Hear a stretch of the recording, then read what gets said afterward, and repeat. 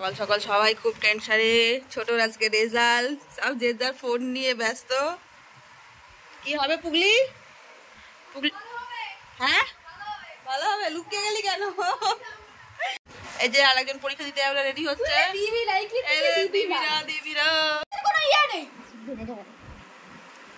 Date of বার্থটা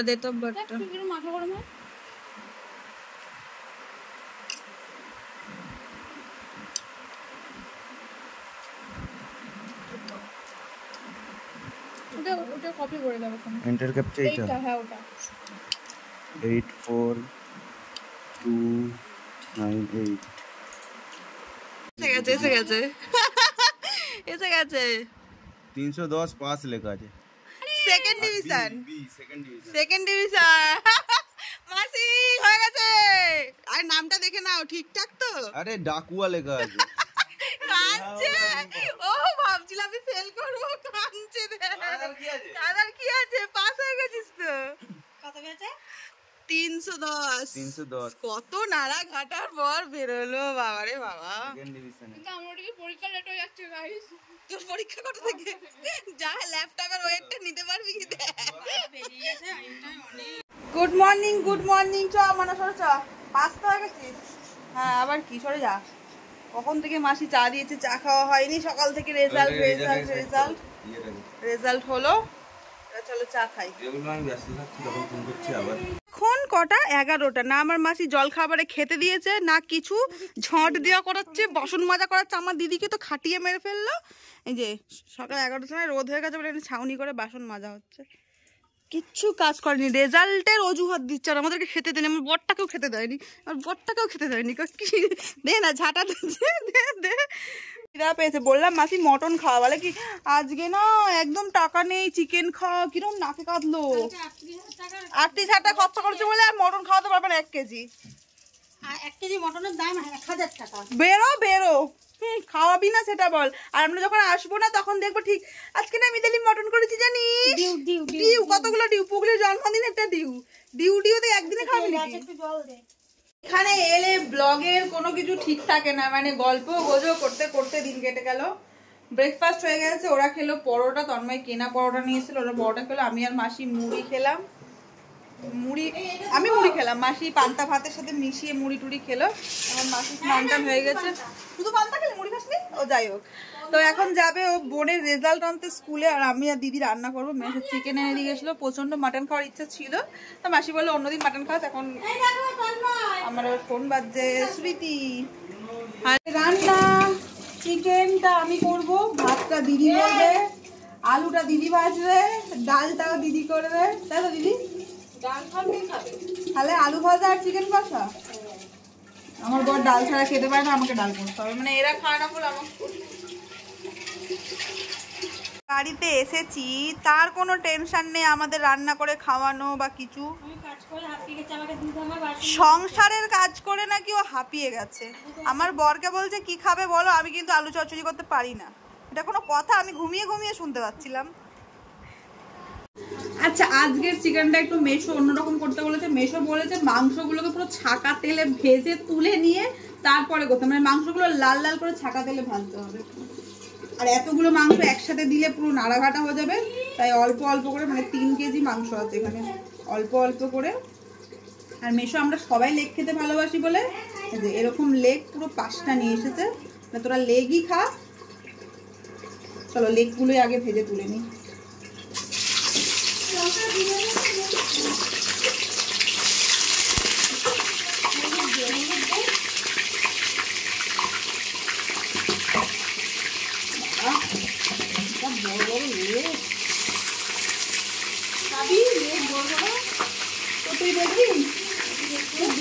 রসুন বাটা হয়ে গেছিল, লঙ্কা বাটছিলাম। আর কি অবস্থা এদের, মিক্সির ঢাকনাটা ভালো নয়, টিপে ধরেও আমার অবস্থা কি খারাপ। পুরো লঙ্কায় গাহাতে হয়েছিল, সব জল ঢেলে এলাম এই মাত্র। বারবার সাইকেল নিয়ে রোদে আমার লেগেছে, গাড় ঘোরাতে পারছে না। আমিও একটু আজকে কালার করব, ওরটা করে দিই আগে। অল্প অল্প সোজা করো ঘাটটা, না সোজা করলে আমি পাবো কোথায়? সাইডে লেগে গেলে পিছে দেবে, যেখানে হাতে পাশে করে দেবে। চিকেনগুলো ভাজা হয়ে গেছে, তার সাথে একটুখানি আলাদা করে মেটেগুলো ভেজে নিয়েছি, একটু খাবো। যতক্ষণ মেটেগুলো খাবো ততক্ষণ তন্ময় আমার চুলে একটু কালার করে দেবো। বলেছিলাম তুমি করছো, আমিও করবো, তো আমার কালারটা মানে গুলে রেডি করছে। ও রেডি হয়ে গেলে তারপরে আমার মাথায় করবো। অনেকদিন দিয়ে ভাবছিলাম চুলটা কালার করবো, ছোট করবো, তো ছোট আজকে করবো না, কারণ বৃহস্পতিবার আজকে কালার করবো। আর এই যাবে এখন রেজাল্ট আনতে, রেজাল্ট এই যে কালার হচ্ছে আমার কালার। আর এনার অলরেডি হয়ে গেছে পুরো লাল লাল। দিকে নেই ভাজা মাংস, একটু খাবো।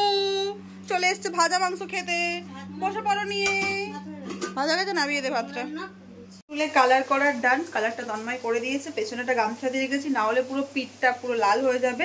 আর এখানে আমি চিকেনটাও বসিয়ে দিয়েছি। আগে পেঁয়াজটা দিয়েছি, পেঁয়াজটা ভাজা হয়ে গেলে মশলাটা দিয়ে মশলাটা কষিয়ে নিয়ে তারপরে এই চিকেনগুলো সব ঢেলে দেবো। আর এখানে দিদি বাবুর আর দিদানের জন্য আলাদা করে, মানে ওরা তো দুজন ঝাল খায় না, তাই আলাদা করে একটু বসিয়েছে। এটা হয়ে যাক, এটা দিকে হচ্ছে তখন আমি এদিকে করে নিই। রান্না মোটামুটি কমপ্লিট। লাস্টে চাটনিটা বসিয়েছি, আর চাটনি হতে হতে এদিকে আমি তন্ময়কে খেতে দিয়ে দিয়েছি, কারণ যতক্ষণ চাটনিটা হবে ও ততক্ষণ খেয়ে নিক। আর আমার এখনও স্নান হয়নি। ওই কয় গো, চলো চলো ভাত খেয়ে নাও, চলো চলো। এখনও স্নান হয়নি, ওকে খেতে দিয়ে তারপরে আমি স্নানে যাব। ও খেয়ে নিক, চাটনিটা ওদিকে নামিয়ে নেবো, তারপরে আমি স্নানে যাবো। এখনও মাসি আর বোন স্কুল থেকে আসেনি গো। অনেকক্ষণ আগে রান্না হয়ে যেত, এই সব গল্প করতে আর করতে এত টাইম ওয়েস্ট হয়ে গেছে, মানে বলার কথা না। আমার নিজেরও জোরে খিদে পেয়ে গেছে। কি লাগবে বলবে? কি 4টের সময় এখন খেতে বসলাম। মাসিরা এই এলো, আমার এই স্নান টান হলো। চলো গাইস খেয়ে নি। ছোট লেগ নাও, লেগ নাও। কাল আজকে যদি পাস না করতো ছোট আর লেগ যেত না রে। ছোট লেগ নাও। হ্যাঁ ওই রেজাল্টে খুশি না কে? এই যে আমার লেগ। ওই খুশি হয়নি, আমি খুশি, আমার তো খুশি না। আরে পড়াশোনা যেরকম হবে সেরকম। যাই হোক সব বাদ দাও, খাইস। খাওয়ার সময় এখন এই যে লেগ আর ভাত চলে এসছে। কোনটা কারে?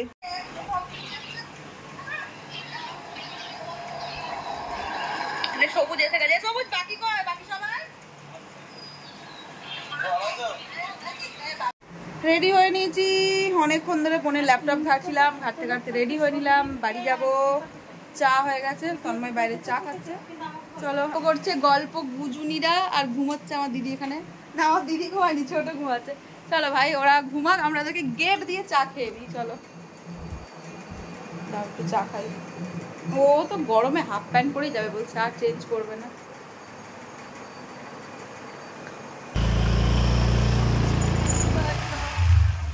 চলো আবার গিয়ে ডিউটি যেতে হবে তন্ময়কে। 6টা বেজে গেছে, 6টা 10-15 হয়ে গেছে। বেশ 2 দিন ছুটি কাটালাম।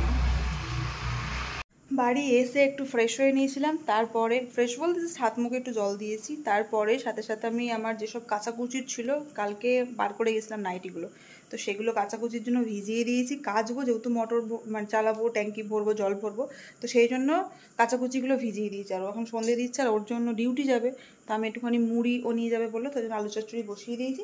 আর যতক্ষণ আলু চচ্চড়িটা হচ্ছে, চলো আমি একটুখানি সিঁড়িতে বাড়ি থেকে আমার পার্সেলটা নিয়ে চলে আসি। এই যে পার্সেলটা নিয়ে চলে এলাম ওদের বাড়ি থেকে। কি আছে না আছে তোমরা আমার শর্টস ভিডিও দেখতে পাবে, আমি তোমাদের শর্টস ভিডিও দেখাবো। চলো জাস্ট এই সমস্ত কাজ করে একটু ফ্রেশ হলাম। আর ট্যাঙ্কির জলটা এত গরম, মানে কালকে ভরেছিলাম, কালকে সারাদিন রোদ পেয়েছে, আজকে সারাদিন রোদ পেয়েছে। ফটাফট করে জলগুলোকে মানে কাচাকুচি করে বোতলগুলো ধুয়ে ক্লিন করে যতটা জল মানে করা যায় করলাম। তারপরে মোটর চালানোর পর এত ঠান্ডা জল একটু ভালো করে ফ্রেশ হয়ে নিলাম। একটু কিছু খাবো, 9টা মনে হয় বাজে, কিছু একটু খাই। আর বাইরে জামা কাপড়গুলো মেলেছি, তাই একটু বাইরেই বসবো, কারণ একটু পরেই আবার তুলে নেবো জামা কাপড়গুলো। তো চলো দেখি কিছু খাওয়া যাক। খাবো কি খাবো, তো একটু ম্যাগি করে নিয়েছি, আর নিয়ে এই বাইরে বসে আছি। বাইরে বেশ ভালো হাওয়া দিচ্ছে, তার সাথে এই যে জামা কাপড়গুলো শুকাচ্ছে, ভালো হাওয়া দিচ্ছে। মানে বাইরে ঘরে পাখার হাওয়ার থেকে বাইরের হাওয়াটা তো একটু ঠান্ডা লাগছে, তো সেই জন্য ভাবলাম এখানে একটু বসে ম্যাগিটা খাই, কি জামা কাপড়গুলো তুলে নিয়ে ঘরে ঢুকে যাবো। আর এখানে যেহেতু লাইট আছে আমাদের, তো লাইটটা জ্বালিয়ে এখানে বসে আছি। বাইরে বসেছিলাম, বেশ ভালো রকম হাওয়া দিচ্ছিল, তো অনেকক্ষণ বসেছিলাম। একটু আগে জাস্ট এসে খাওয়া দাওয়া করলাম। আর খাওয়া দাওয়া বলতে আমিও একটু মুড়িই খেয়ে নিলাম, কারণ আমারও আর কিছু খেতে ইচ্ছা করছিল না। একটু আলু চচ্চড়ি আমার জন্য রেখেছিলাম, তো ওটা দিয়ে আমিও মুড়ি খেয়ে নিলাম। তো চলো এবার ঘুমাতে যাই। প্রচণ্ড ঘুম পাচ্ছে, কারণ কালকে মাসিদের বাড়িতে প্রচুর গরম লাগছিল, সেরকমভাবে ঘুম হয়নি। তো যাই হোক চলো আজকের ব্লগটা এখানে এন্ড করছি। দেখা হবে অন্য কোনো নেক্সট একটা ভালো ব্লগে। ততক্ষণ তোমরা ভালো থেকো, সুস্থ থেকো। আর ব্লগগুলো কেমন লাগছে প্লিজ কমেন্ট করে জানিও। Bye, good night.